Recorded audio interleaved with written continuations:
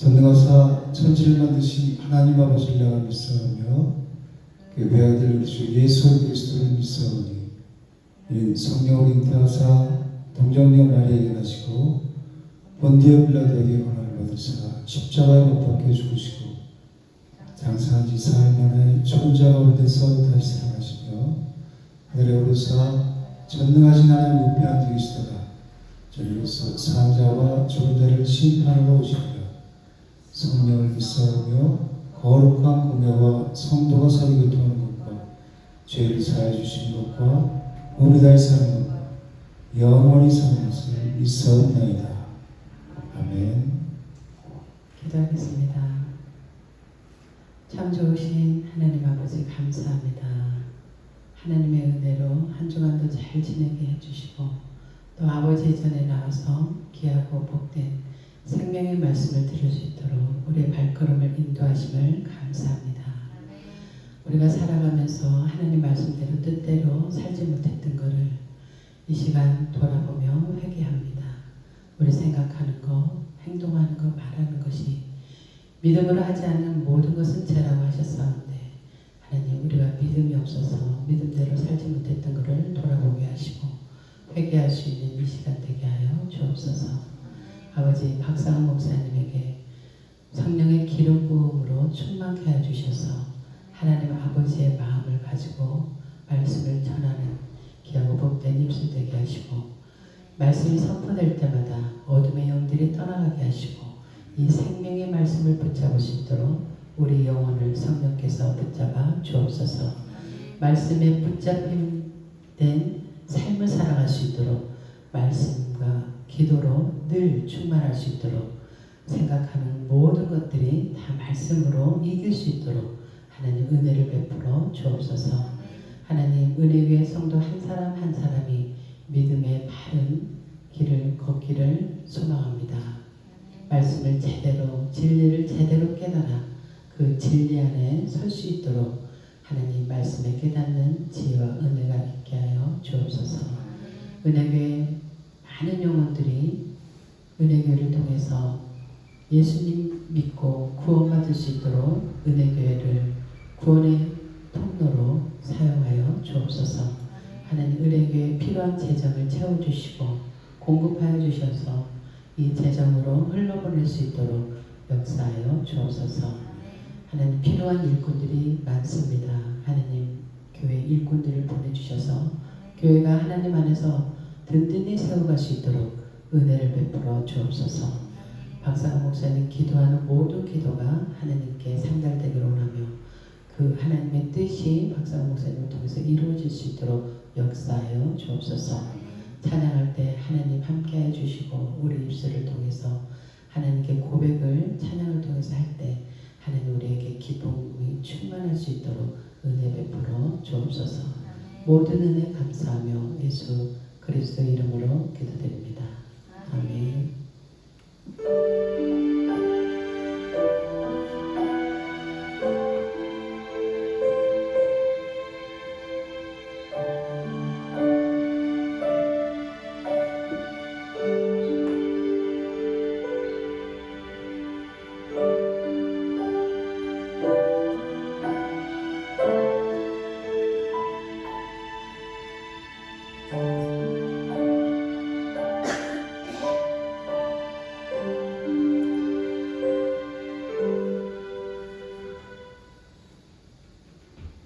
우리 함께 좋으신 하나님 함께 한 목소리로 찬양하시겠습니다.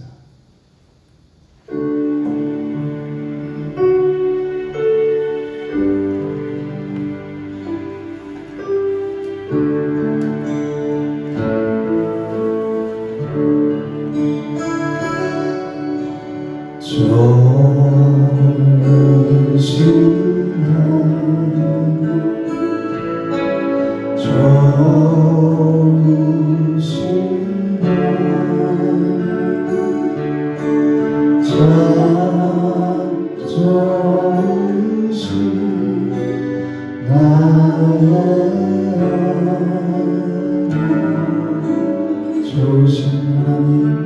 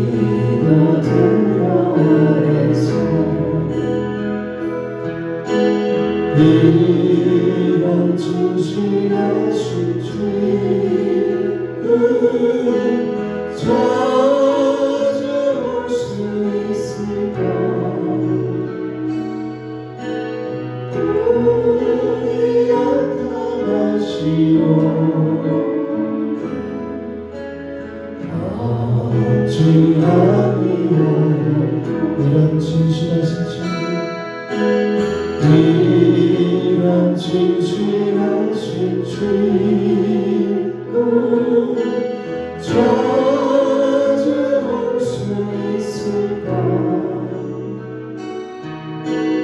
우리 하나시오 같이 아니오고 근심 걱정으로 웃지 아니 진짜를 보고 비난전에 우리 예수 주께 기도드리소 세상 친구 멸시하고 너를 조롱하여도 예수 품에 안기어서 참된 이로웠던 예수 품에 안기어서 참된 이로웠던 내 맘이 아플 적에 그 위로 예수를 나를 좋은 친구가 주는 조상 밑에 빛나는 새벽에 이 땅 위에 믿을 것이 없도록 내 맘이 아플 적에 그 위로 계시는 나를 좋은 친구라 주는 조상 밑에 빛나는 새벽에 이 땅 위에 믿을 것이 없도록 내 심정 사고하는 주님과 주시는 구주 예수님 나를 따라와 하늘 때에 가까워 빛나는 새벽 주님 걸어내고 나주었도록 마음이 아플 적에 긍지로 계시며 나의 좋은 친구와 주님 조상 밑에 빛나는 새벽에 이 땅 위에 믿을 것이 없도록 내 맘의 모든 용역 이 세상 떠나고 주님 항상 같이 하여 주시고 지금을 나눠게요 만나게 되고 주심을 주사 나를 지키라면 온 세상 날보다도 주 예수 앞에 끝까지 나를 돌아보시니 할렐루야 주님 조상 밑에 빛나는 새벽 이 땅 위에 믿을 것이 없도록 나의 말을 다해서 주님을 따르며 길이 나를 사랑하리니 우리 무리를 잡고 산 건너라 주는 높은 산성 내 앞에 쉬고 내 영혼 마음이 쉬는 기운을 들고 같이 주를 뵙기 원하네 주는 조상 밑에 빛나는 새벽 이 땅 위에 믿을 것이 없고 내 영혼 마음이 쉬는 기운을 들고 같이 주를 뵙기 원하네 할렐루야 주는 조상 밑에 빛나는 살렸고 이 땅 위에 비길 것이 없거든 이 땅 위에 비길 것이 없거든 한번은 주 예수와 함께 날마다 그의 영원한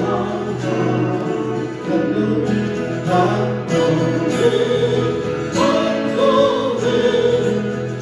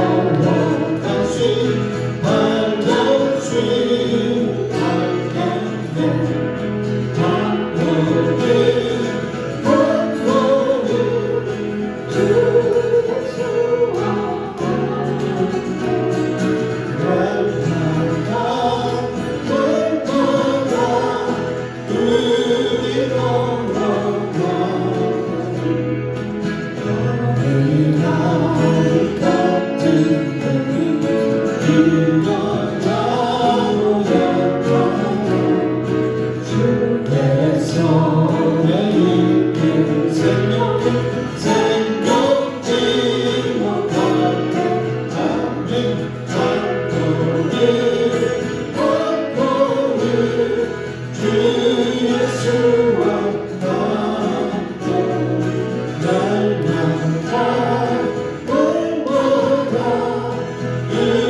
그의 영원한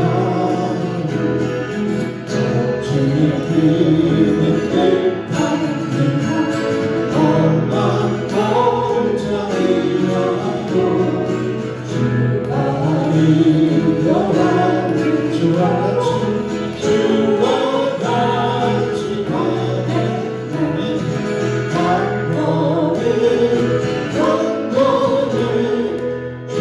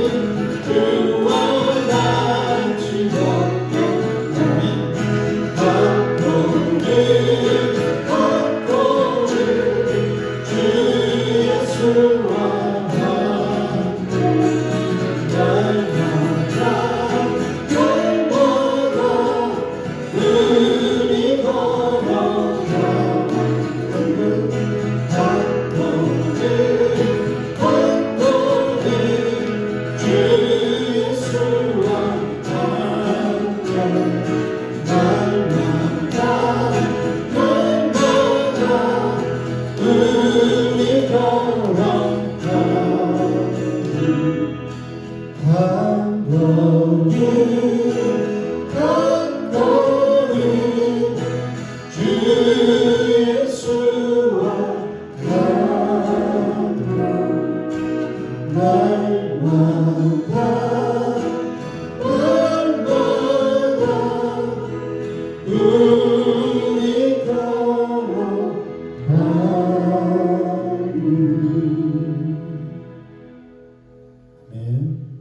주님과 함께 걸어가는 길이 천국 길인 줄 믿습니다. 생명의 길인 줄 믿습니다.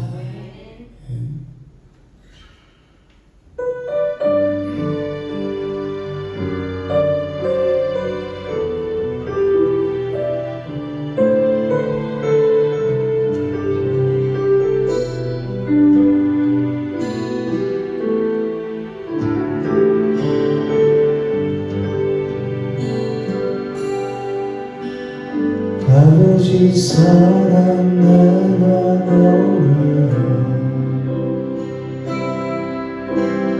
아버지 은혜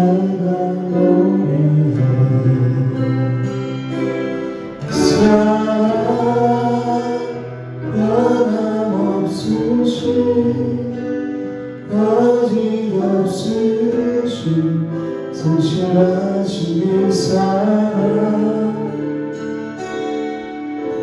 살아갈 때까지 않으시네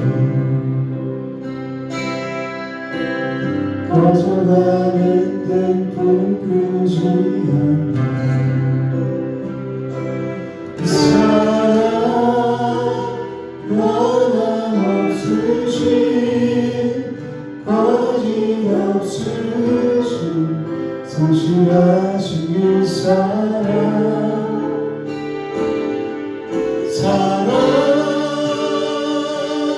그 사랑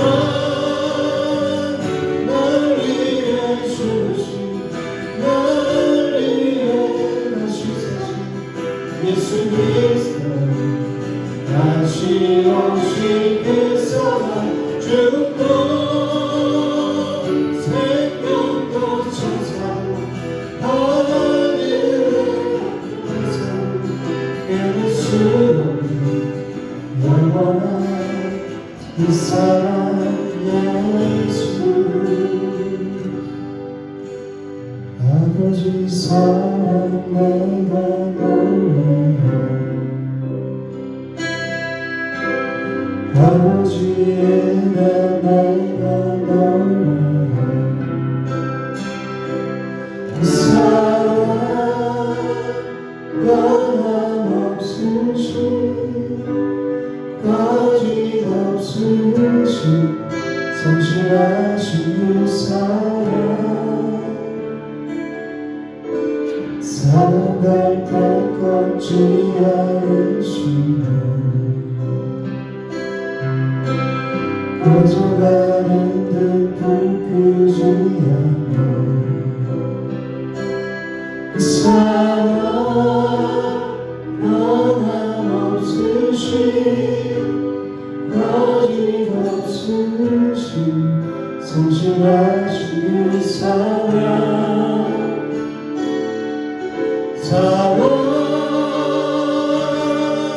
그 사랑 날 위해 주신 날 위해 주신 예수 그리스도 다시 오신 그 사랑 죽음도 생명도 천사 하늘의 어떤 곳에도 깨물 수 없는 영원한 그 사랑 예수 영원한 그 사랑 예수 영원한 그 사랑 예수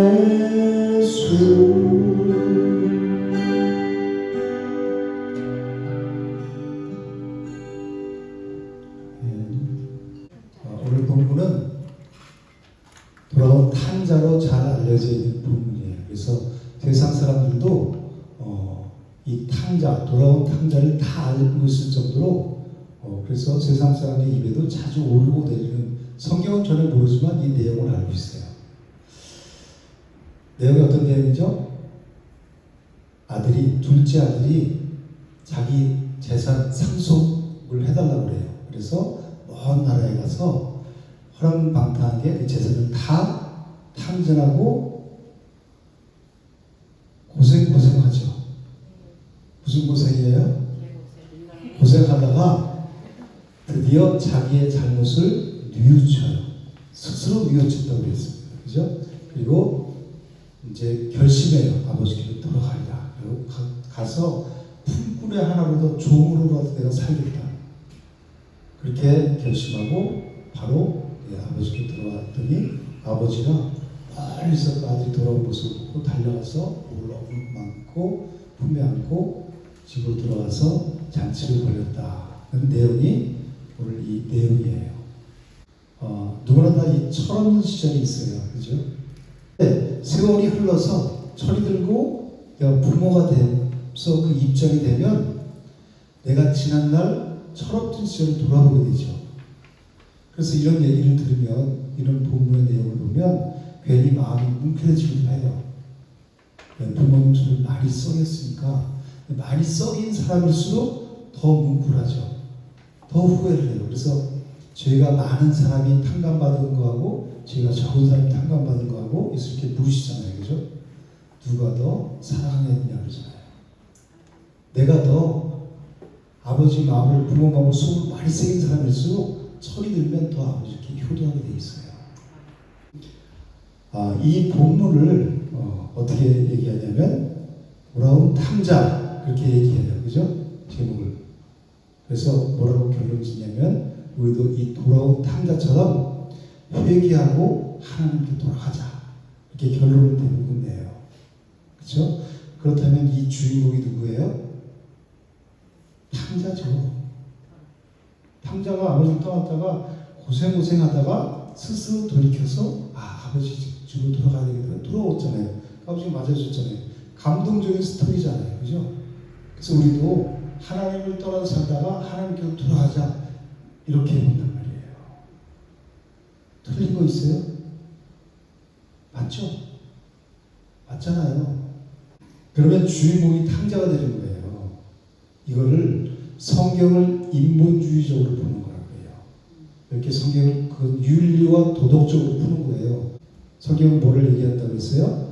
오직 예수 그리스도와 십자가, 예수 그리스도 십자가를 통해서 우리를 구원하는 얘기를 구속에 대한 얘기를 창세기부터 요한계시록 모든 성경은 다 구속사적인 관점으로 봐야 되는 거예요. 예수 그리스도께서 십자가로 우리를 구원해 주신다. 죄인된 우리를 구원해 주신다. 그래서 하나님과 하나가 되게 하신다. 이게 모든 성경의 내용이라고 했잖아요. 그렇다면 돌아온 탕자로 이것을 본다면 주인공이 탕자죠. 그럼 이렇다면 하나님이 예수님이 이 땅에 보내실 필요가 없죠. 예수님이 십자가 못 박아 죽을 필요가 없잖아요. 그죠? 스스로 하나님께 돌이킬 수 있습니까? 왜 이 땅에 오셔서 하나님이 만물을 창조하신 하나님이 육신의 옷을 입고 이 땅에 오실 필요가 없잖아요. 왜 그 끔찍한 고통스러운 십자가를 질 필요가 뭐 있어요. 그죠? 스스로 탕자처럼 돌아서 오는데 우리도 돌아서 하나님께 가면 되는데 그죠? 실제로 보면 탕자가 이제 고생하다가 스스로 돌이켜 그랬죠? 탕자가 스스로 돌이켰다는 거예요. 그러니까 이걸 그냥 텍스트로만 보면 우리도 스스로 돌이켜서 아버지께로 하나님께 돌아가자 이런 결론이 나올 수뿐이에요. 그런데 이게 인본주의란 말이에요. 우리가 뭘 할 수 있다고 생각하는 거란 말이에요. 성경의 핵심이 예수 그리스도와 십자가를 했죠. 근데 이 하나님을 떠나서 죄악 가운데 살던 우리 인간들이죠. 탕자와 같이 우리 인간들을 불쌍히 여기신 하나님께서 누구를 보내세요? 이 땅에 자기 아들을 예수 그리스도를 보내셨어요. 그리고 모든 우리의 인간들의 죄를 다 그 예수님께서 짊어지시고 어디에서? 십자가에서 죽으심으로 우리에게 영원한 생명을 얻게 하신다. 그 내용이 성경의 전체적인 그런 맥이란 말이에요. 어디서든지 이것을 우리가 발견하는 게 성경을 통해서 우리가 진리를 깨닫는 거란 말이에요. 예수 그리스도가 곧 진리잖아요. 그죠? 우리 인생은 문제 해결을 위해서 살아가는 인생이 아니에요. 이 땅에서 육신의 것을 잘 먹고 잘 살고 그것을 따라가는 사는 인생이 아니죠. 오직 예수 그리스도 한 분만 깨달으면 그걸로 족한 거예요. 그래서 0+1은 100이라고 그랬잖아요. 세상에서 아무것도 없어 다 없어도 예수님 한 분만 있으면 100 다 가진 거랑 마찬가지란 말이에요. 그분이 온 천지를 주관하시는 하나님이 다 하나님 거잖아요. 그죠? 내 안에 들어올 때 우리는 비로소 만족한 삶을 살 수 있는 거예요. 왜? 우리는 그분의 형상을 따라 지은 존재이기 때문에 그래요. 사람의 욕심이 대한 죄를 낳고 죄가 장성한 사망을 낳는다 그러죠. 뭘로 채워도 계속 또 채우고 싶은 욕심이 생기는 거예요. 성경에 그런 예들이 많이 나오잖아요. 그렇죠? 그래서 우리는 성경을 통해서 예수님 한 분을 깨닫는 거예요. 그러니까 오늘 여기서도 탕자가 돌아온 탕자라면 제목을 그렇게 붙이고 우리 돌아갑시다 그러면 탕자가 주인공이 되는 거예요. 주인공은 누가 되어야 돼요? 예수님이 되어야 돼요. 하나님이 주인공인 거예요. 그리스도는 무슨 말이에요? 메시아라는 말이죠. 메시아는 뭐예요? 구원자라는 말이에요. 예수님이 우리의 구원자라는 것을 써놓은 게 성경이라는 거예요. 그러면 오늘 이 비유가 탕자의 비유라면 안 맞죠? 그리스도, 메시아, 우리를 구원자로 오신 예수 그리스도, 성경은 예수 그리스도만 얘기한다 그랬는데 오늘 주인공이 탕자라면 예수님은 어디 있어요? 십자가는 어디 있어요? 그 십자가를 볼 수 없게 만드는 거죠. 구원의 진리에서 떠나게 만드는 거란 말이에요. 성경을 윤리와 도덕으로 풀고 인본주의로 풀면 인본주의는 내 인간 중심적으로 푼다는 거예요. 내가 중심이 되어서 스스로 하나님께 돌아가면 예수님 오실 필요 없는 거잖아요. 그게 인본주의예요. 이 비유의 초점은 어디에 있어요? 돌아가는 탕자가 아니라 바로 아버지께 있는 거예요. 아버지가 주인공이에요. 그래서 오늘 제목이 뭐예요? 잃어버린 아들을 찾은 아버지의 비유라는 거예요. 잃어버린 양을 찾은 목자의 비유, 그죠? 주인의 비유. 그리고 잃어버린 드라크마를 찾은 여인의 비유. 다 목자와 여인의 주인이었죠. 여기서도 주인이 아버지란 말이에요. 탕자가 아니고 양이 아니고 드라크마의 주인이 아니란 말이에요. 근데 여기서 아버지가 이 집 떠난 아들을 어떻게 받아주시는가, 여기에 우리는 초점을 둬야 된다는 거예요. 탕자가 어떻게 해서 들어간다, 이게 초점이 아니라 아버지가 돌아온 아들을 어떻게 받아주시는가, 그것을 우리가 깨달아야 된다는 거예요. 거기에 초점을 두고 성경을 봐야 된다는 거예요. 왜? 아버지가 주인공이니까 주인공이 그 진당했다 돌아온 아들을 어떻게 받아주시는가, 그것이 핵심이라는 거예요. 그래야 성경을 예수 그리스도와 십자가로 볼 수 있는 눈이 열리는 거예요. 당시 이 자식은 부모가 죽기 전에는 유산의 소유권과 처분권을 주장할 수 없었어요. 그래서 재산을 바닥에 상속받더라도 스스로 그 재산을 가서 내 마음대로 쓸 수 없어요. 아버지가 살아계시는 동안에는 아버지의 허락을 받아야 했어요. 그리고 아버지에게 재산을 상속하달라는 말은 빨리 죽으라는 말이랑 마찬가지예요. 그래서 감히 아버지 옆에서 그런 말을 꺼낼 수 없는 거예요. 그래서 그리고 이 시대 때는 부모와 자식 간에 지켜야 할 예의와 규범이 엄격했어요. 감히 그 아버지에게 자기 재산을 상속해달라는 건 상상할 수도 없는 일이었단 말이에요. 근데 이 둘째 아들은 그렇게 했다는 거예요. 그리고 먼 나라로 가서 그 재산을 처분한 거, 처분권을 자기가 다, 아버지가 살아있는데 불구하고 이런 폐역한 일을 행한 자가 둘째 아들이라는 거예요.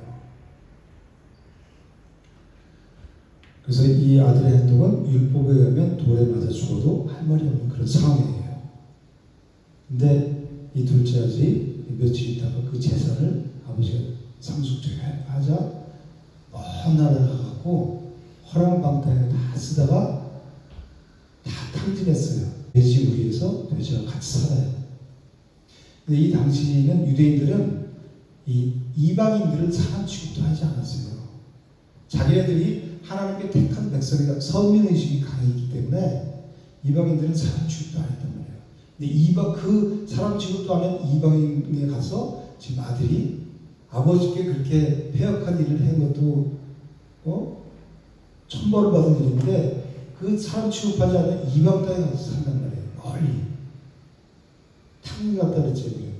그리고 거기서 이방인들이, 유대인들이 가장 싫어하는, 혐오하고 저주하는 돼지. 이제 이 사람들은 돼지고기 안 먹잖아요. 율법에 의하면 이 돼지고기는 부정한 짐승이라고 해갖고, 그래서 그런데 하필이면 돼지 친자가 된 거란 말이에요. 그런데 그가 어떻게 아버지께로 돌아오게 되었을까요? 재산을 다 탕진하고 이제 굶어 죽게 된 거예요. 먹을 것이 없자 그 돼지에게 주는 쥐염돌이라도 먹을 생각을 하고 그 돼지 친자를 이제 취직을 했는데 그것마저도 먹지 못해요. 아주 그 밑바닥까지 내려간 거예요. 그죠? 그러자 자신의 삶이 얼마나 비참한지를 깨닫게 된 거예요. 그래서 27절에 보면 스스로 뭐라 그래요? 돌이켜, 그러죠? 내 아버지에게는 양식이 풍족한 품꾼이 얼마나 많은가. 나는 여기서 굶어 죽는구나. 이렇게 생각을 하는 거예요. 그리고 18절에 보면 내가 하늘과, 하나님 아버지를 얘기하는 거예요. 하늘과 아버지께 죄를 지었다고 고백해요. 근데 이렇게 성경을 보자면 스스로 이 죄를 고백했다고 생각 들죠.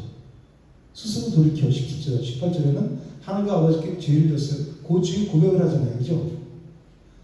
자신이 죄인임을 깨닫게 되었다는 거예요. 여기서 생각해 볼 게 뭐냐면 여기에는 생략된 부분이 있단 말이에요. 스스로 돌이켜서 우리가 아버지 가자. 그러면 내가 예수님이 필요 없다는 얘기죠. 십자가가 필요 없다는 얘기잖아요. 그죠? 그럼 여기서 이게 생략되구나. 읽으면서 이 정도 깨달을 수 있어야 되는 거예요. 이 눈이 성경을 보는 눈이에요. 이게 열려야 되는 거예요.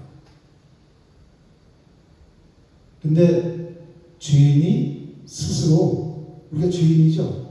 하나님을 떠나 사는 모든 사람들이 다 죄인이란 말이에요. 진리의 길을 벗어나서 사는 사람들이. 그러면 죄인이 스스로 죄인인 것을 깨달을 수 있을까요? 없어요. 하나님을 떠난 인간이, 죄인이 스스로 하나님께 돌아갈 수 없던, 아담과 하와 말씀드렸잖아요. 그죠? 누가 찾아와요? 하나님이 찾아오셔서 내가 어디 있느냐 그러잖아요. 그죠? 잃어버린 드라카마를 누가 찾아요? 드라카마가 스스로 돌아올 생명이 없잖아요. 그죠? 주인이 찾는 거고, 잃어버린 양을 누가 찾아가요? 목자가 간절한 마음으로 찾는 거란 말이에요. 양이 스스로 그 무리에게로 돌아올 수 없어요. 양이 눈이 나쁘다 그랬죠? 방향 감각이 없고 분별력이 없어요. 우리가 그래서 우리를 인간을 양에 비유한다고 그러잖아요. 굉장히 이기적이고 나만 위해서 살고 내 눈앞뿐이 못 보는 거야. 그 다음 수를 못 보는 거야. 그죠? 우리 똑같잖아요. 연약하고. 그래서 꼭 목자가 있어야 된다고 그러죠. 양은. 그래서 우리에게 목자 대신 선한 목자 대신 예수 그리스도가 필요한 거란 말이에요. 우리는 죄를 깨닫게 하신 분 누구예요? 성령 하나님이에요. 그게 성령께서 하신 일이란 말이에요. 율법으로 뭐를 깨닫는다 했어요? 죄를 우리 지키라고 준 게 아니라 이걸 보고 내가 얼마나 죄인인지 깨닫게 하시는 거죠. 내가 이렇게 철저하게 죄인, 이게 신령이 가난한 자를 했잖아요. 그죠? 개인 파산받은 상태 같아, 영적인 그런 상태.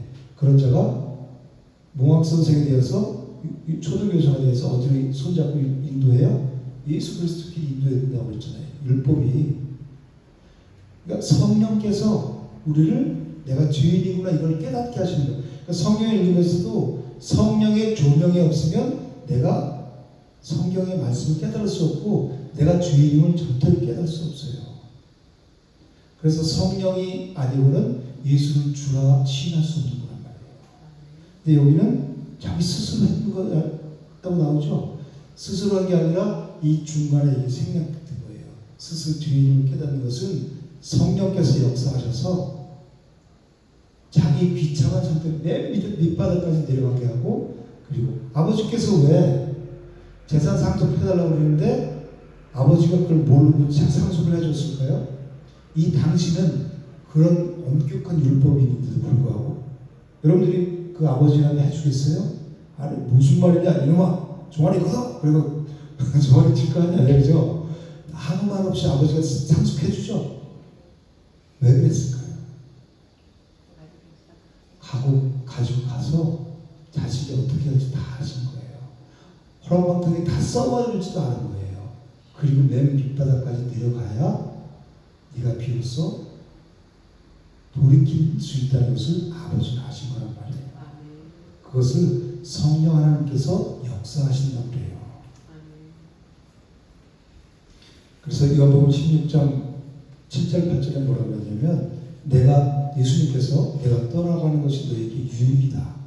그렇게 제자들에게 말씀하세요. 그래서 내가 떠나가지 않으면 보혜사가 너희로한테 오지 않을 것이요.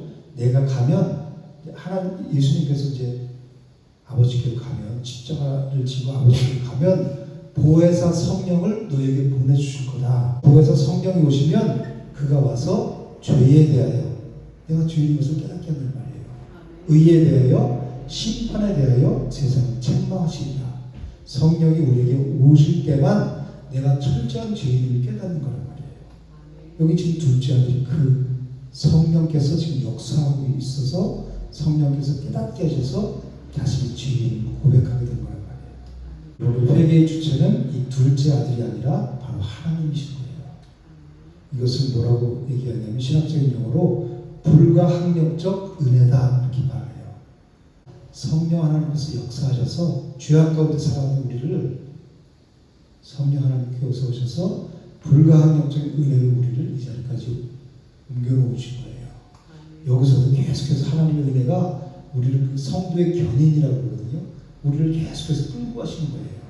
어디까지? 그리스도의 장성을 이르기까지. 그래서 우리는 그분의 인도하심에 따라서 우리는 모든 것을 맡기고 따라가면 그분이 우리를 이끄신 대로 가는 거예요. 누가복음 15장에는 세 가지 비유가 나오죠. 첫 번째 비유가 뭐였죠? 잃어버린 양을 찾은 목자의 비유였죠. 그리고 두 번째도 잃어버린 드라크마를 찾는 여인. 그리고 세 번째는 잃어버린 아들을 찾은 아버지의 비유. 다 뭐를 공통점이 뭐예요? 잃어버린 것을 찾았죠. 이 공통점이 세 가지 비유가. 근데 세 가지 비유라고 볼 수 있지만 세 가지 비유라고 나와요. 근데 어떻게 보면 네 가지 비유가 될 수 있는 게 뭐냐면 지금 집 나갔다 돌아온 아들이 있죠. 큰 아들이 나중에 나오잖아요. 그죠?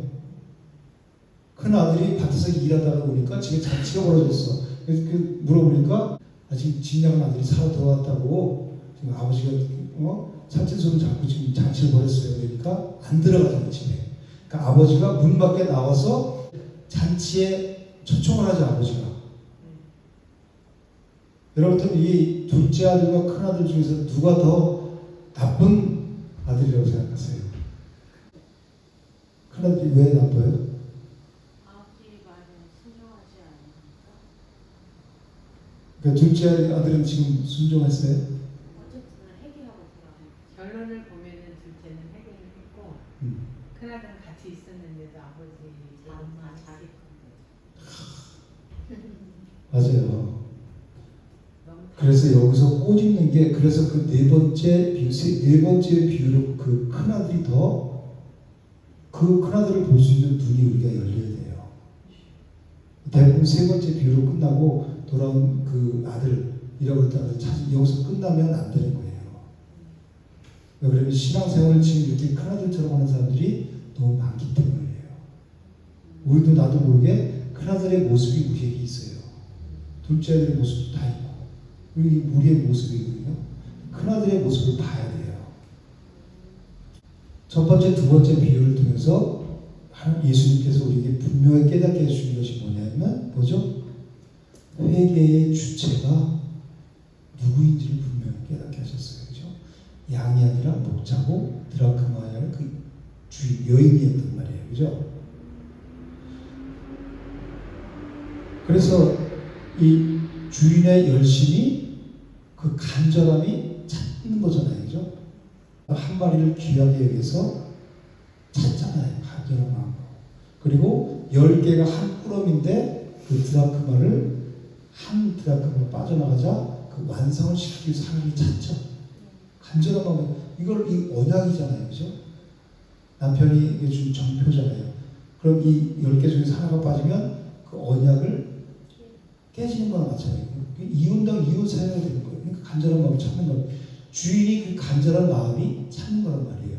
오늘 여기서 똑같이 아버지가 잃어버린 아들을 간절한 마음으로 애타게 기다리잖아요. 근데 왜 찾아났을 수도 있잖아요. 그죠? 종들을 불러갖고 야 가서 찾아와라. 그럴 수 있죠. 안 그러셨죠. 재산을 상속해 줬죠.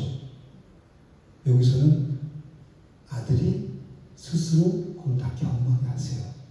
그리고 돌아오게 하시는 거예요. 내가 경험해봐야 아버지 지금 진짜 먹을 것 하는 그 품뿐이 종들이 다 먹을 게 많아. 근데 난 여기서 이 주염 열매를 못 먹어. 줄여 죽게 굶어 죽게 생겼단 말이에요. 그죠? 그걸 깨닫고 돌아오게 하는 게 성령께서 하신 역사 일이고 그리고 그랬을 때 아버지가 맞아주시잖아요. 그죠? 아까 초점이 뭐라 그랬어요? 아버지가 돌아온 아들을 어떻게 맞아주는가 여기가 초점이라 했죠. 어떻게 맞아줘요? 산거가 아직도 먼데 거리가 아직도 먼데 자신 돌아오는 걸 보고 멀리서 자신이 내 아들이구나 아는 거예요. 그만큼 애타게 기다리고 있었다는 거예요. 스스로 찾아가지 않는데 아이 그럼 나가면 내버려둬 이게 아니죠. 가서 철저하게 네가 고생해봐라. 그래야 내 품에 있는 것이 집에 있는 것이 귀한 걸 깨닫게 된다. 그것을 깨닫게 하기 위해서 아버지가 계속해서 찾지 않고 돌아오기를 애타게 기다리고 있었던 말이에요. 누가복음 15장은 예수님께서 바리새인과 서기관들에게 이 비유를 통해서 참된 회개가 무엇인지 그리고 구원의 진리가 무엇인지에 대해서 깨닫게 하시는 거예요. 이 비유를 통해서. 그 사람들은 자기네들 스스로 의롭다고 하나님을 잘 믿는다고 다 율법을 지킨다고 생각하지만 스스로 높아졌잖아요. 교만해졌잖아요. 그죠? 그런데 참된 회개가 무엇인지 참된 구원의 진리가 무엇인지를 깨닫지 못하고 있는 거예요. 그러니까 세리와 죄인들이 예수님께 말씀 들어와서 밥 먹고 그 식탁 교제를 하고 있는데 그걸 보고 뒤에서 숨고 있는 거예요. 저 죄인들과 함께 밥을 먹어? 이러면서 예수님이 이 땅에 오신 게 뭐라고 이유가 뭐예요? 잃어버린 줄을 찾아 죄인을 회개시키러 왔다 그랬잖아요. 그죠? 예수님이 자기 사명을 감당하고 있는 거예요. 근데 그거를 하나님을 잘 믿는다는 사람들이 숨기는 거예요.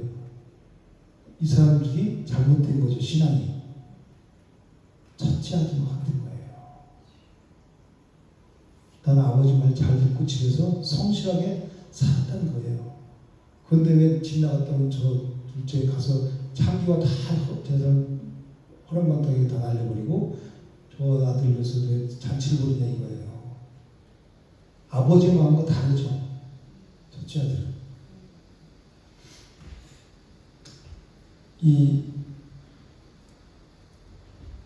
양을 잃어버렸을 때 목자의 마음이 어땠을까요? 정말 얼마나 간절했을까요? 그죠? 드라크마도 마찬가지고. 하나님께서 저와 여러분들을 그렇게 간절히 찾고 계시는 거예요. 돌아오기를 이 아버지처럼 간절히 원하고 계시는 거예요. 어디로 돌아오기를? 아버지 품으로. 그리스도 안으로. 우리가 있던 자리가 그 자리잖아요. 원래 자리가. 근데 죄를 인해서 하나님과 사이가 멀어졌잖아요. 그래서 내 마음대로 내 뜻대로 내 마음대로 살려고 하는 게 사단이 우리 마음을 마음껏 넣어서 어둠 가운데 있어 살았기 때문에 거기서 어렸을 때 되게 잘하고 보고 듣고 자랐기 때문에 내 생각에 내가 주인이라고 생각해요. 그렇지만 이것은 원래 있어야 할 자리를 떠난 거란 말이에요. 유다서 1장 6절에 보면 사탄이 자기가 있어야 될 자리를 떠났다 그랬죠. 우리가 떠난 거란 말이에요. 우리가 있을 자리는 하나님의 자리예요. 에덴이란 말이에요. 오늘 이 비유에서도 이 둘째 아들이 한 것은 아버지를 떠나서 자기 쾌락을 위해서 살아가는 게 없어요. 그런데 그 마음에 하나님께서 하나님 마음이 임하게 되자 자신이 죄인을 깨닫게 된 거예요. 그리고 아버지 품으로 그때 비로소 돌아오게 되는 거예요. 이렇게 자기가 철저하게 죄인임을 깨닫게 된 자는 자기의 마음대로 뜻을 펼치고 야망을 따라 살고 그리고 자기의 추구하는 모든 것이 이게 헛된 거구나. 그것을 깨닫게 돼요. 죄인임을 깨닫게 된다는.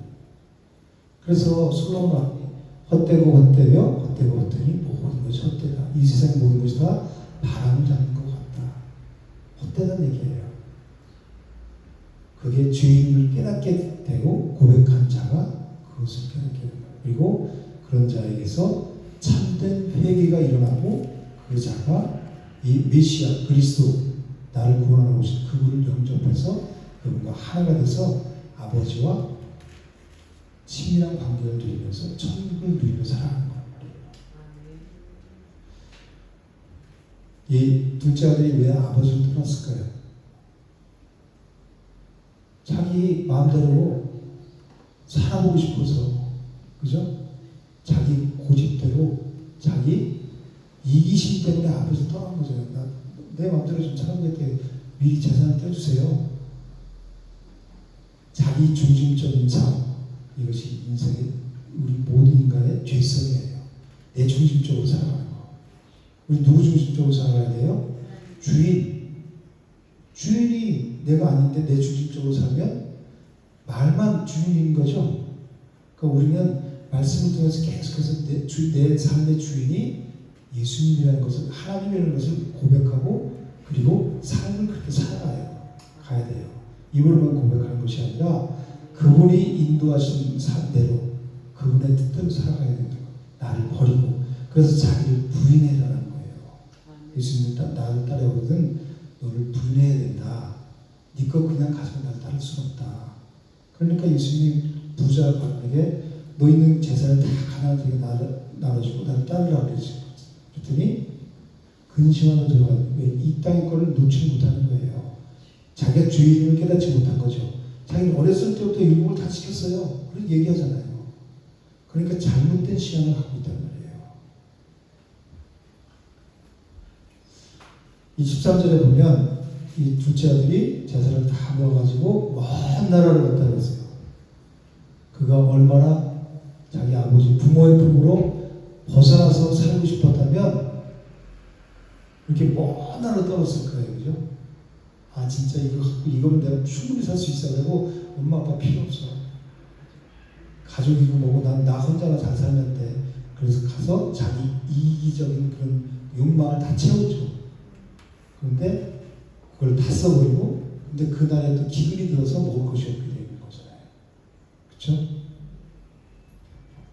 아버지의 품을 떠난 자의 삶이 어떻게 되는지를 우리는 볼 수 있는 거예요. 그죠? 하나님 아버지를 떠난 자의 삶이 편할 것 같고 좋은 것 같지만 사실 사망이란 말이에요. 삶 속에서 근심, 걱정, 모든 게 내가 다 끌어안고 살아야죠. 아버지가 있는 사람은 아버지가 우리 아버지가 부자이면 내가 근심, 걱정을 내가 끌어안고 살 필요가 없잖아요. 그죠? 그래서 죽게 맡기라는 거예요. 모든 염려를. 이 둘째 아들이 돼지 치는 자로 비참한 삶을 살게 될 때 비로소 자신의 상태를 보게 될 수 있는 영적인 눈이 열리는 거예요. 우리도 왜 하나님이 고난을 주시냐면 고난을 통해서 하나님 진리를 깨닫게 하시는 거예요. 왜 나한테 이게 고난을 주냐? 내 환경이 매일 이래. 불평불만할 게 아니라 그것을 통해서 그건 하나님의 날 사랑한다는 증거예요. 우리는 그 어려운 상황을 통해서 하나님께로 돌아오게 하신 거란 말이에요. 이게 사랑이란 말이에요. 사랑의 자칭이란 말이에요. 그게. 내 앞에 일어나는 모든 일들이 순탄하지만은 않죠. 꽃길만 걷지 않잖아요. 하나님 믿는다고 해서. 오히려 울퉁불퉁하고 웅덩이 되고 넘어지고 피나고 아픔이 있고 그렇지만 그게 행복인 거예요. 그걸 통해서 내가 좀 더 단단해지고 내가 이 세상을 살아가는 목적이 분명하게 깨달아지는 거예요. 주님을 내가 주인으로 모시고 살아야 되겠구나. 그것을 깨닫게 하시는 거예요. 그래서 이 둘째 아들이 바닥까지 내려가는 거예요. 둘째 아들이 이제 아버지께 돌아가 결심하고 그것을 바로 행동으로 옮겼죠. 자기가 결심하고 결단하면서 바로 이제 돌아갔어요. 그러다 성령 하나님께서 하신 일이란 거예요. 스스로 한 게 아니라. 그죠? 그래서 아버지와 다시 화목하게 됐죠. 아버지가 뭐를 입혀줬어요? 새 옷을 입혀줬어요. 흰옷, 의의 옷, 예수 그리스도로 다시 옷을 갈아입혀줬단 말이에요. 우리가 예수 그리스도로 옷을 입는 거예요. 그 흰옷 세마포로 입어야 천국 잔치에 우리는 참여할 수 있게 되는 거예요. 하나님께서는 고난을 통해서 일하시죠. 그래서 고난은 유익인 거예요. 비참한 자리를 내가 내려가지 않았다면 하나님께로 돌아갈 생각도 하지 않았고 내가 교회 다닐 생각도 못했어요. 보면 어려운 일을 통해서 교회 오잖아요. 다 교회 오면 여기 얻어 터지고 저기 얻어 터진 사람이 많죠. 좀 제대로 된 사람이 오는 사람은 없어. 물론 제대로 된 사람이 오는 사람이 있는데 그런 사람들은 이 깊이가 달라요. 내가 그래서 많이 얻어 터지고 온 사람들은 그냥 눈물로 이 밑바닥에서부터 시작하기 때문에 하나님이 없으면 한순간은 못 살잖아요. 그죠? 얼마나 눈빼게 하고 얼마나 세상 사람들에게 창피하게 비참한 자리까지 내려놔요. 하나님 얘기죠. 하나님 정말 살아 계세요? 어떻게 돼요? 막 그러면서 그렇지만 하나님 단단하죠. 그죠? 그 과정을 겪게 하시는 거예요. 단단하게. 돌아보면 다 하나님께서 하셨구나. 그것을 깨닫게 하시는 거예요. 그러니까 고난이 유일이라고 볼 수 없는 거예요. 이 모든 피조물은 자기가 있어야 할 자리에 있을 때 가장 아름답다고 그랬죠. 물고기가 저렇게 물속에서 사니까 얼마나 좋아 보여요. 그래서 아이고 많이 컸다 뭐 그러고 그러잖아요. 물고기가 밖에 나와서 팍팍팍 뛰면 오 보기 좋네 그렇게 하는 사람 있어요? 저 자리에 물속에 있어야 아름답고 새는 날아다닐 때 천국을 날아다닐 때 아름다운 거예요. 그죠? 우리는 하나님 품 안에 있을 때 가장 아름다워요. 하나님의 뜻대로 살아갈 때 하나님 안에서 하나님을 의지하고 하나님이 이끄시는 대로 내 안에 오신 보혜사 성령이 이끄시는 대로 살아가는 것이 우리 인생에 가장 아름답고 가장 행복한 거예요. 그것이 하나님의 창조의 원리이기 때문에 그래요. 잃어버린 자들이 원래 있어야 할 자리로 어떻게 돌아와요? 하나님의 열심히 돌아오게 하는 거예요. 다 주인이 찾았잖아요. 그죠? 이 비유를 통해서 그러면 예수 그리스도 십자가가 어디 있어요? 그죠? 32절에 보면 이 내 동생은 죽었다가 살아났으며 잃었다가 얻었다 하고 아버지께서 말씀하세요. 둘째 아들은 지금 이 율법에 의하면 돌에 맞아 죽어 마땅한 거죠. 돌아오는데 전 진짜 돌아온 놈이 동네 사람들이 돌로 쳐 죽여도 그거는 누가 할 말 없는 거예요. 그죠? 근데 이 아버지께서 일방적으로 둘째 아들이 죽었다가 살아났다고 선언을 해버리세요. 아들이 돌아오자 이 아버지가 가서 막 달려나갔다 그랬죠. 이 당시에는 우리나라도 양반 이 당시 똑같은 거예요. 아버지가 뛰어나갔다는 것은 굉장한 수치스러운 거예요. 근데 왜 뛰어나갔을 거예요? 우리 그걸 생각해 봐야 되는 거예요. 왜 아버지가 뛰어나가서 그 아들의 목을 맞고 품으로 탁 품었을 거예요. 이게 오늘 이 첫점이란 말이에요. 핵심이란 말이에요. 율법에 의하면 그 아들이 어떻게 된다 했어요? 돌에 맞아 죽어요. 그래서 돌에 맞아 죽을까봐 한 걸음에 뛰어나가서 그 아들을 부른 거란 말이에요. 그래서 아들을 살린 거죠. 이게 예수 그리스도의 십자가란 말이에요. 아버지의 그 행동은 율법을 스스로 파괴한 거란 말이에요. 율법은 죽이라 그랬잖아요. 그죠? 율법을 스스로 어겼어요. 아버지가. 그리고 복음이 율법을 그래서 속죄소에 가면 대지석이 1년에 한 번씩 지성소에 들어가서 피를 어디다 부어요? 속죄소, 시은조에다가 붓잖아요. 뚜껑에다가. 그럼 피가 쭉 흐르죠. 법궤를 덮잖아요. 피가. 율법을 예수 그리스도의 피가, 복음이 덮는 거예요. 지금 예수 그리스도, 이 아버지가 아들을 품은 거예요. 이 죄를 품어버린 거예요. 그리고 자기가 대신 죄를 담당하는 거란 말이에요. 그래서 아들을 그 율법으로부터 자기는 그 율법을 막고 율법으로부터 아들을 자유롭게 하는 거예요. 이게 복음인 거예요. 율법에 의해서 아들이 죽어야 되는데 아버지가 대신 당하고 그 아들을 살려내는 거란 말이에요. 누가 그렇게 하셨죠? 예수 그리스도. 율법의 무거운 짐과 그 율법의 올무에서 우리를 자유케 하셨잖아요. 진리가 자유케 하신다 했죠? 진리가 예수 그리스도가 우리를 자유케 한단 말이에요. 말씀이 우리를 자유케 한다는 말이에요.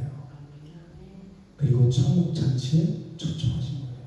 아버지가 어긋맞고 와서 살찐 손 잡고 가르치를 기우고 잔치를 보내라 그래요. 천국 잔치 드리는 거예요. 이게 하나님의 사랑인 거예요.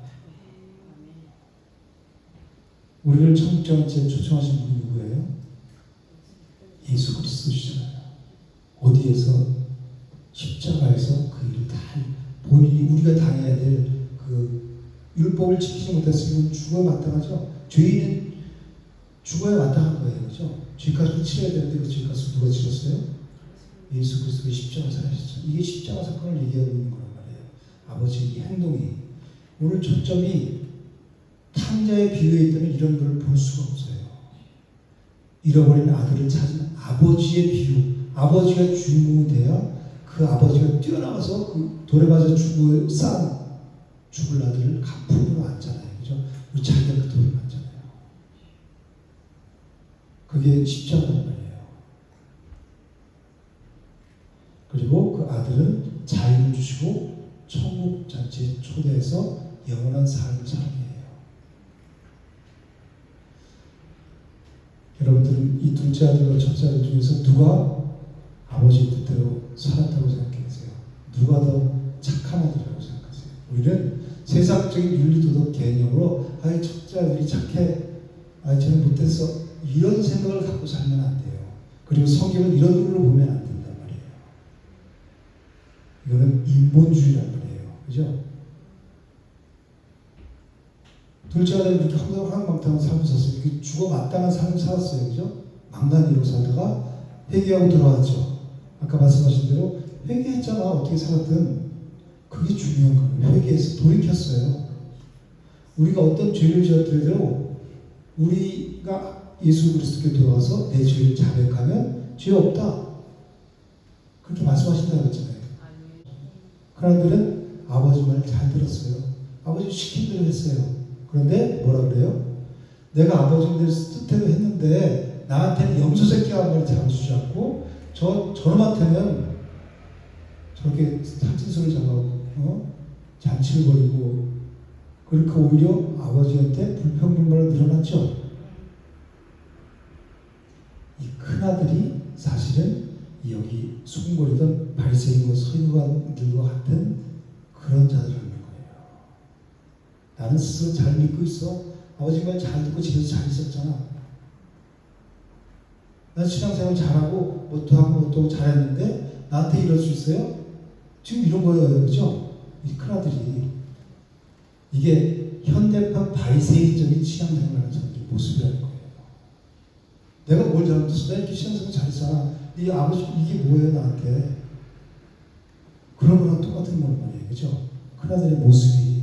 이 아버지를 잃어버렸던 아들이 돌아오자 그 아들을 찾은 기쁨이 너무 커서 잔치를 벌였잖아요. 자기가 대신 그걸 감당하면서 아들을 품었잖아요. 그죠? 그런데 이 큰아들은 그 아버지의 마음이 1도 없어요. 내 동생이 나갔다가 살아서 돌아왔네. 야 살아서 돌아온 거만 해도 잘한 거야. 그래서 아버지의 마음을 정말 일이라도 이 큰아들이 있었으면 가서 같이 이렇게 끌어안았을 수도 있어요. 그죠? 근데 전혀 안 그러고 이 죽일로 그러잖아요. 그죠? 자기는 의롭다 얘기해 스스로. 의롭다고 난 잘하고 있다고 생각하는데 신앙생활 그따위로 하냐 이렇게 말하는 거예요. 아버지가 화를 내고 잔치에 참여하기를 거부해. 아버지가 그래서 대문 밖에 나가서 아버지가 큰아들한테 그러잖아요. 야 나한테 있는 게 다 네 건데 뭘 그러냐. 그러니까 큰아들이 막 아버지한테 뭐 대들죠. 잔치에 참여해야 되잖아요. 그죠? 참여하려면 그 동생이 그거를 그 마음을 알아주고 그래요. 맞아요. 내가 잘못했었네. 이렇게 하고 아버지 말에 아버지 말씀을 오라 그러고 잔치에 들어서 참여해야지 구원받는 자가 되잖아요. 그죠? 천국 잔치에 참여해야 되잖아요. 예수 그리스도 흰 옷을 입고 세마포 옷을 입고 참여해야 되는데 나는 잘했어요. 아버지가 그러잖아요. 문 밖에 나와서 큰아들한테 들어오라고 분명하잖아요. 큰아들은 끔찍 알아요. 큰아들이 들어왔는지는 여기 성경에 기록되지 않았는데 큰아들의 행동으로 봐서는 들어오지 않은 거예요. 그렇죠? 끝까지 자기 의의를 주장하잖아요. 28절에 보면 무슨 권하다 그런 말이 나와요. 권하다는 말이 나오는데 이것은 헬라어 파라칼레오라는 말이거든요. 초청하다, 위로하다는 뜻을 가지고 있어요. 그래서 성령을 가리키는 단어가 파라클레토스란 말이에요. 이 어원이 같은 거예요. 즉 이유가 뭐냐면 아버지가 큰아들을 이 권하는 것은 성령께서 초청하시고 위로하시는 거란 말이에요. 그런데 그걸 거부하고 자기 의를 드러내요. 거기서 큰아들이. 우리가 29절에서 30절 큰아들이 하는 말을 보면 다 맞는 말이에요. 큰아들이 잘못된 말은 없죠. 큰아들이 잘못한 건 잘했어요. 근데 우리는 하나님 중심을 모신다 그러죠. 큰아들에서 뭐를 볼 수 있냐면 아버지의 마음이 없다는 거예요. 그 구휼한 마음이 자기 동생을 보고 그게 없다는 거예요. 자기 의로 가득 찼다는 거예요. 이건 뭐냐면 자기 행위로 하나님을 잘 섬겼다고 생각하는 거예요. 큰아들이 행위로 아버지를 잘 섬겼잖아요. 그죠? 둘째는 허랑방탕하게 살고, 우리가 다 아버지를 떠나서 허랑방탕하게 살아가는 이 둘째 아들의 모습이라는 거예요. 바리새인들은 우리는 잘하고 있어, 하나님 잘 믿고 있어, 저 죄인들, 저 세리들, 참여들, 저 사람들이 벌받을 때 우리는 하나님께 택함받은 백성들이야. 이 선민의식 때문에 이 사람들이 눈과 귀가 가려진 거예요. 그렇죠? 신앙생활을 내가 진리에 눈뜨기 원하면 내가 스스로 높아져 있는다, 하나님 잘 믿고 있어, 이것을 내려놔야 되는 거예요. 여전히 주인이에요. 빛 가운데 나가면 나갈수록 점점점 내 자신을 보면 내 자신이 더러운 모습을 보게 된다는 거예요. 이 큰아들이 자기 대가를 받지 않고 아버지를 정말 기쁨으로 섬겼다면, 아버지의 은혜가 너무 감사해서 내가 신앙생활을 정말 하나님 주는 기쁨으로 내가 했다면 이런 불평불만이 안 나오겠죠. 둘째에 들어왔을 때 그래요 서라 잘했다, 그것까지 돈이 문제나, 그리고 같이 들어가서 잔치에 참여해서 같이 즐기겠죠. 우리가 신앙생활을 이렇게 하면 안 된다는 거예요. 그렇죠? 현대판 바리새인이라는 거예요. 우리는 이 큰아들과 둘째 아들의 모습이 우리에게 사실 다 있어요. 그죠? 다 내 마음대로 살아가는 둘째 아들의 모습, 그런 죄성이 우리에게 다 있어요. 그죠? 그리고 내 마음대로 살아가는 결과가 뭐예요? 사망이에요. 참된 이 둘째 아들처럼 참된 평안과 기쁨을 누리지 못하고 어떤 사사건건 일이 일어나면 거기 매여서 근심 걱정 무거운 짐 내가 혼자 다 지고 그냥 일어났으면 산단 말이에요. 그죠? 하나님이 없어요. 아버지를 떠났으니까. 그죠? 그래서 혼돈과 공허와 흑암 가운데 방황하는 인생을 살다가 영원히 멸망 가운데 처할 그런 저주의 삶을 살아갈 수밖에 없다는 거예요. 이것이 둘째 아들의 모습이죠. 바로 우리의 모습인 거예요. 그리고 우리는 신앙생활하면서 우리는 경건한 것 같고 하나님 잘 믿는 것 같고 하나님의 뜻을 살아가는 것 같아요. 그렇죠? 그렇지만 사실은 속으로 내 의를 쌓아나가는 사람들도 엄청 많아요.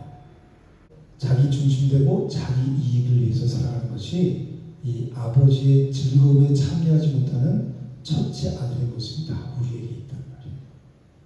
그래서 교회에서 누가 보면 손가락질하고 저렇게 하고 이렇게 하고 넌 실조도 안 하냐, 넌 감사함도 안 하냐, 이렇게 하는 사람들이 나는 하는데 내가 의롭다는 거예요. 그죠? 그걸 버려야 되는 거예요. 내가 하나님의 은혜에 감사해서 내가 하는 거지 내가 행위로 이것을 하는 게 아니란 말이에요. 봉사도 그렇고 모든 그 교회 일들이 하나님의 일들이 그 은혜에 감사해서 하는 거예요. 그러니까 세상의 도덕과 인류는 큰 아들을 좋게 평가해요. 그죠? 아버지만 잘 듣고 이렇게 있잖아. 둘째들 막나라에서 살고. 근데 하나님 관점에서는 똑같은 죄인의 모습일 뿐이에요. 모두 다 큰아들이나 둘째 아들이나 다 구원의 대상인 거죠. 하나님께서 우리는 영적인 존재를 창조하셨죠. 그것은 뭐냐면 영이신 하나님과 교제할 수 있게 하셨다는 거예요. 그죠? 사람만이, 인간만이 영적인 존재를 창조하셔서 하나님과 교통할 수 있게, 교제할 수 있게 하셨어요. 짐승들은 그게 불가능하죠. 그래서 타락하기 전에 인간은 하나님과 교제하는 삶을 살았잖아요. 그죠? 그러면서 천국을 이뤘어요. 이 에덴에서 아담과 하와가 죄가 들어오면서 하나님을 멀리하게 됐죠. 그래서 하나님께 잃어버려진 자가 되어서 어둠 속을 방황하는 저주의 삶을 살아가요. 그런데도 모르고 깨닫지 못하는 사람은 돌아오지 못하죠. 하나님을 마음에 두기 싫어하니까. 이 하나님께서는 이 잃어버린 양을 찾아서 간절히 막 찾아가는 그 목자처럼, 그리고 10개의 들어가고 하나를 잃어버린 그 여인처럼 간절한 마음으로 또 이 가서 그 둘째 아들이 돌아오기를 간절히 바라는 그 아버지처럼, 그리고 첫째 아들이 자기는 의롭다고 막 하고 주장하는 그 큰 아들을 잔치에 초청하는 그 아버지의 마음, 그것처럼 저와 여러분들을 간절히 돌아오기를 기다리시는 거예요. 내가 교회에 왔다고 해서 아버지께 들어오는 게 아니에요. 교회에 와도 얼마든지 내 마음, 내 뜻대로, 내 중심에 대해서 살아갈 수 있어요. 교회 다니는 사람이 많은데 교회 안에서 예수 그리스도를 믿는 사람 별로 없어요. 진리를 찾아가는 사람들이 별로 없어요. 정말 복음은 교회 안에서 전파돼야 돼요. 근데 교회 다니는 사람은 나 예수 다 알아. 그리고 진리를 찾으려는 생각을 안 해요. 진짜 복음은 교회 안에서 이루어져야 돼요. 예수님께서는 오늘 이 누가복음 15장에 있는 비유들을 통해서 그 네 가지 비유죠. 잃어버린 양, 드라크마, 둘째 아들, 첫째 아들, 이 비유를 통해서 참된 회개가 무엇인지, 그리고 회개의 주체가 무엇인지 분명하게 깨닫게 하세요. 그리고 참된 구원의 진리가 무엇인지, 예수 그리스도의 사랑과 십자가의 은혜가 무엇인지를 분명히 깨닫게 하세요. 그렇죠? 저 여러분들이 하나님의 초청, 지금 이 말씀을 통해서도 하나님이 우리 한 사람 한 사람을 초청하고 계시는 거예요. 어디에? 천국 잔치로. 너의 그 생각, 그 육신적인 생각들 다 내버리고 너 자신, 거짓된 자아를 버리고 나를 따라와라. 진리를 따라와라. 그래야 내가 새 옷으로 갈아입고 새 옷으로 갈아입고 그 흰옷을 입은 자가 천국 잔치에 참여하게 된다면서 말씀하시고 있는 거예요. 그래서 하나님의 초청을, 성령 하나님의 초청을 우리가 기쁘게 받아들이고 그분을 영접하고 그 하늘 잔치에 참여해서 날마다 하늘 깊음과 평강으로 살아가시기를 주님의 이름으로 축복합니다. 네.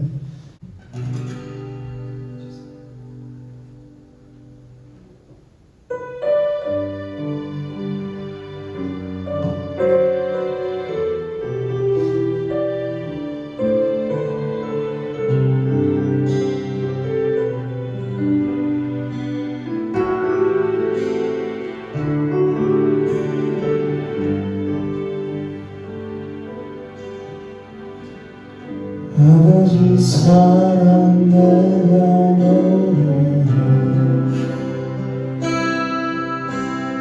아버지 은혜 내가 노래해, 그 사랑 변함없으신 거짓없으신 성실하신 사랑, 사랑할 때 꺾지 않으시고 꺼져가는 듯 끊기지 않는 그 사랑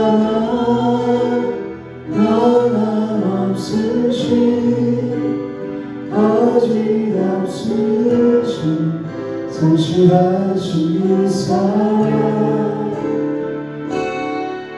사랑, 그 사랑, 날 위해 주신, 날 위해 다시 사신 예수 그리스도, 다시 오실 그 사랑, 죽음도 생명같이 사랑, 하늘의 어떤 곳에도 영원한 그 사랑 예수, 영원한 그 사랑 예수.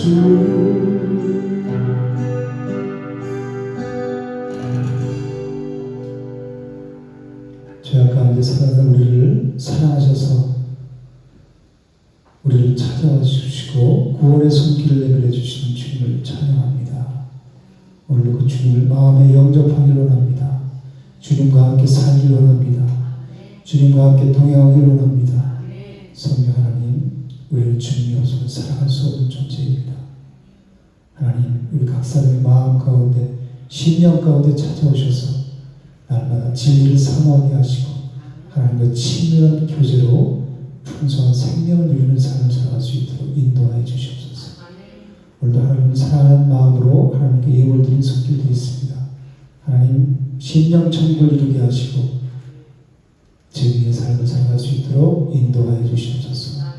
이제는 우리 주 예수 그리스도의 은혜와 하나님의 사랑과 성령의 교통하심이 하나님을 이루고 들어가는 모든 심령 가운데 이제부터 영원토록 함께 있을지어다.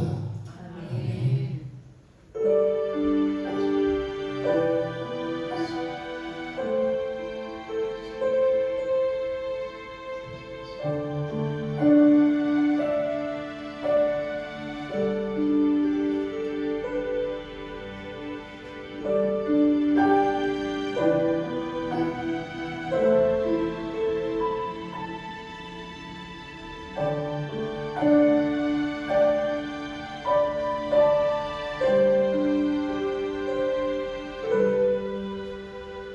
감사의 박수로 함께 올리겠습니다. 감사합니다.